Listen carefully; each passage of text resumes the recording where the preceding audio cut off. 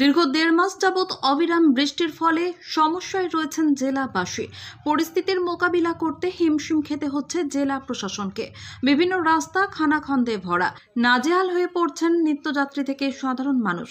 এই অবস্থায় আজ সকালে পূর্ব বর্ধমান জেলার ২ নম্বর ব্লকের হাটগোবিন্দপুর পঞ্চায়েতের অন্তর্গত চড়কতলায় একটি প্রায় ১০০ বর্ষ প্রাচীন দ্বিতল জরাজীর্ণ বাড়ির একটি অংশ ভেঙে পড়ল। ঘটনায় আতঙ্কিত হয়ে পড়েন এলাকাবাসীরা। উল্লেখযোগ্য বিষয় হলো, এই রাস্তা দিয়ে যানবাহন সহ বহু মানুষ যাতায়াত করেন। এমনকি পাশে একটি শিশুদের স্কুলও রয়েছে। তাছাড়াও বেশ কয়েকটি বসত বাড়ি রয়েছে। প্রত্যক্ষদর্শীরা জানাচ্ছেন, জরাজীর্ণ প্রাচীন এই বাড়িটিতে বর্তমানে কোনো মানুষ বসবাস করতেন না। বাড়িটির ছাদে বড় বড় আগাছা জন্মেছে। এদিন সকালে একটা দুটো ইট পড়তে পড়তে গোটা বাড়িটা চোখের নিমিষে হুড়মুড় করে রাস্তার উপর ভেঙে পড়ে। ঘটনায় আতঙ্কিত হয়ে পড়েন এলাকার মানুষজন। জৈনিক মহিলা বলেন, আমার সামনে বাড়িটা ভেঙে পড়ল, তার একটু আগেই ওই রাস্তা দিয়ে শিশুদের স্কুলের একটি ভ্যান গাড়ি গিয়েছে। তিনি আরও বলেন, এই ঘটনায় মানুষের প্রাণহানি হওয়ার সম্ভাবনা ছিল। অবিলম্বে প্রশাসনের হস্তক্ষেপের দাবি করেছেন এলাকার মানুষেরা। তারা বলছেন, এই রাস্তার উপরে যে বাড়িটি ভেঙে পড়েছে তা পরিষ্কার করা দরকার রয়েছে। পাশাপাশি বাড়িটির একটি অংশ এখনো রয়েছে, সেই অংশ যখন তখন ভেঙে পড়তে পারে। এই বিষয়ে গোবিন্দপুর গ্রাম পঞ্চায়েতের প্রধান বাণী মণ্ডল বলেন, আমরা বিষয়টি শুনলাম, আগামীকাল উক্ত বাড়ির মালিককে ডেকে কথা বলবো। অবিলম্বে সুষ্ঠু ব্যবস্থা করার আশ্বাস দিলেন তিনি। ঘটনায় ব্যাপক চাঞ্চল্য এলাকায়।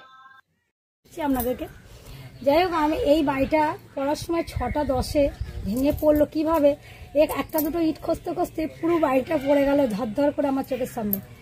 তাই এই বাড়িটা থেকে আমাদের বাড়িটা আতঙ্ক হয়ে গেলাম যে আর পাশে এই যে এটা যদি পড়তো আমাদের ঘাড়ি কি অবস্থাটা হতো, বুঝতে পারছেন।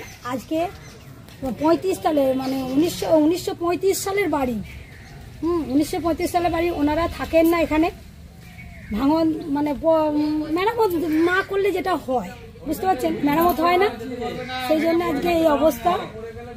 কি বলবো, বিপদের ওপর বিপদ। মানে এটা হচ্ছে রোড, মেন রোড বর্ধমান যাওয়ার, এবং এদিকে হাই স্কুল থেকে আরম্ভ করে সমস্ত ছেলে পিলে, এখানে একটা আমাদের আইডিয়াল স্কুল আছে, সমস্ত কিছু আছে।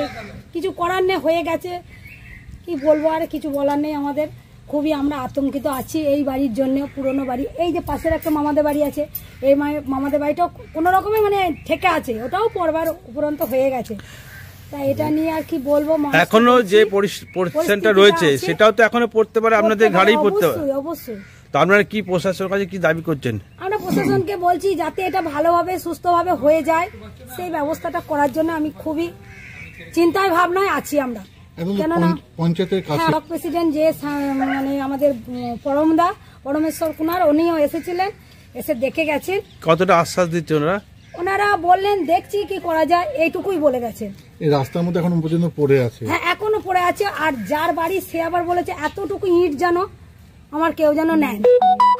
কি করবো, ওনার জিনিস রাস্তায় পড়েছে, রাস্তার লোকজন যাওয়ার সাথে। হ্যাঁ, এই তো গাড়ি দাঁড়িয়ে আছেন, কিছুই যেতে পারছে না। আমি কোন রকমে সাইকেল বেরোনোর মতন ব্যবস্থা করে দিতে বললাম পঞ্চায়েতকে।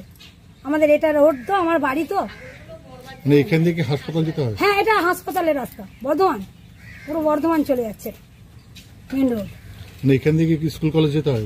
School college, school high school আছে, কলেজ আছে, আইডিয়াল স্কুলটা রয়েছে। কি চাইছেন আপনারা? আমরা চাচ্ছি যেটা ভালো হবে সেটা করার জন্য, খুব ভালো হয় যাতে। কি নাম আপনার? আমার নাম ঋতু সিংহ। এই জায়গাটার নাম? এই যে আমরা হচ্ছে আমাদের বেনেপাড়া, হাটগোবিন্দপুর বেনেপাড়া, বর্ধমান 2 ব্লক। হ্যাঁ, বর্ধমান 2 ব্লক। ব্যবস্থা বলতে ওনাদেরকে আমরা পঞ্চায়েত তরফ থেকে চিঠি করব, এবার ওনাদেরকে চিঠি করে ডাকা হবে পঞ্চায়েতে ওনাদেরকে ডেকে ওনাদেরকে বলবো যে বাড়িটা যাতে দ্রুত গতিতে ভেঙে নেয়, এবং রাস্তার যেটা জ্যাম হয়ে গেছে সেই জ্যামটাকে সরানোর জন্য এই ব্যবস্থা পঞ্চায়েত থেকে আমরা। বাড়িটার একটা অংশ ভেঙে পড়েছে, কিন্তু আর একটা অংশ এখনো ঝুলছে, মানে যখন তখন পড়ে আরো বিপদ হতে পারে। ইমিডিয়েট ব্যবস্থা নিতে হবে। তা আপনারা কি চিন্তা ভাবনা করছেন? দেখুন, আমি তো আজকে ট্রেনিংয়ে রয়েছি, আমি কালকে অফিসে যাই, কালকে ওনাদেরকে ডেকে পাঠাবো। বাড়িটা হচ্ছে বহু পুরনো এবং ওনারা বাইরে থাকেন। ওনাদেরকে গ্রামের মানুষ বলেছেন যে দ্রুত বাড়িটা ভাঙার জন্য ওনার ব্যবস্থা নেননি কিছু। তো আমরা পঞ্চায়েত তরফ থেকে আমরা ব্যবস্থা নেব, ওনাদেরকে দেখে নিয়ে ওনাদের সঙ্গে আলোচনায় বসে যাতে তাড়াতাড়ি ব্যবস্থা করে নেন বাড়িটা সরিয়ে নেওয়ার জন্য। যাতে আরও মানুষের বিপজ্জনক ঘটনা কিছু না ঘটে। আপনার নাম আমার পরিচয়? আমার নাম হচ্ছে পানি মান্ডি, গোবিন্দপুর গ্রাম পঞ্চায়েতের প্রধান। সেগুলো তারা পরিষ্কার করে মেরামত ইয়েটা করে, কিন্তু এইখানে এই বাড়িটার মধ্যে তো তারা